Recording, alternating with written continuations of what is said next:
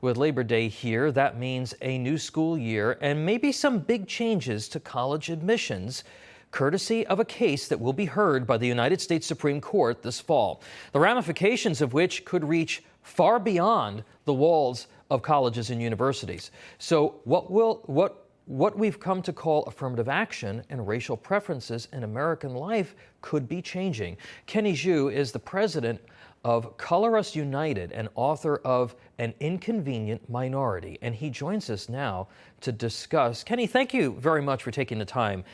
This has the potential to be very explosive. The case is against Harvard University and the University of North Carolina, accusing them of discrimination. First, tell us a little bit about it. Sure, I would love to tell you about it.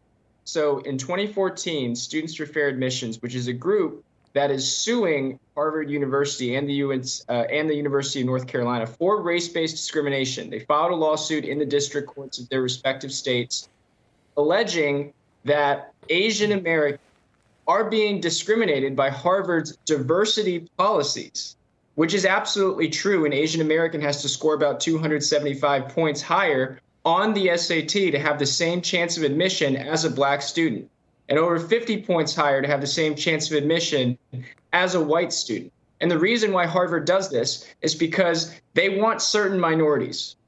They don't want all minorities. They don't want too many Asians. They want the minorities that matter to them.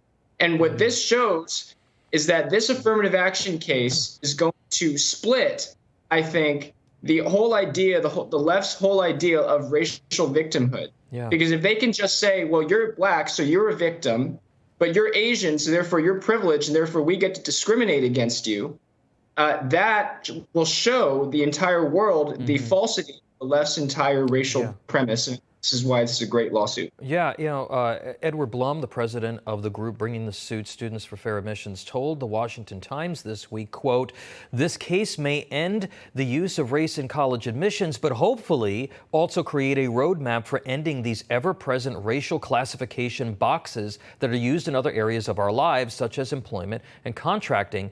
These race boxes are pathways to discrimination." Mr. Zhu, I'm going to come from a place that is going to assume that early on, perhaps, this was a well-intentioned policy.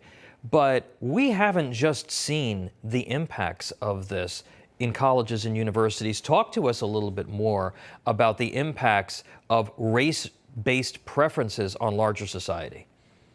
I would love to. So I'm president of a group called Color Us United, colorusunited.org, and we're fighting this ideology in corporate America right now.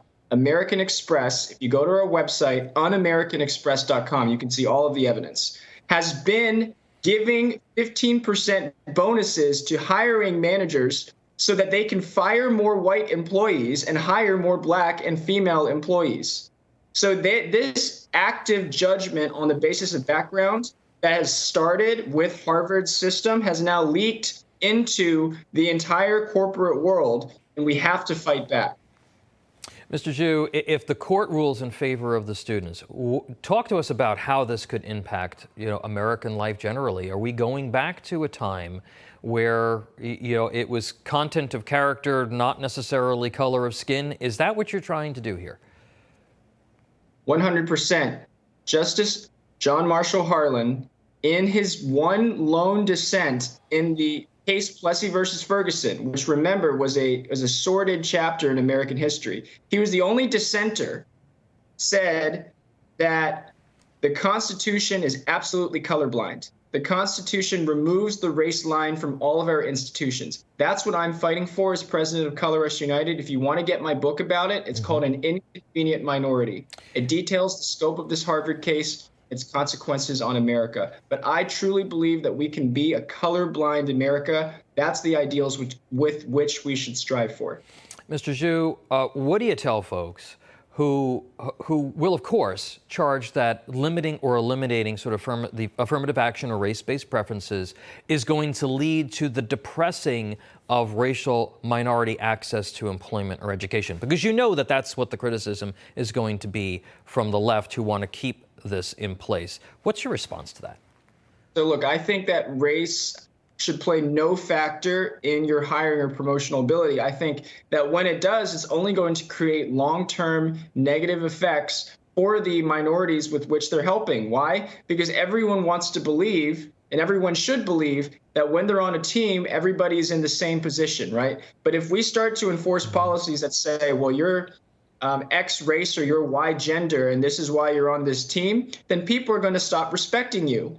And that's the truth. And maybe they have some justification to stop respecting you when these policies like this are allowed to exist. We cannot sacrifice qualifications for the sake of diversity. And that's, I think, this case.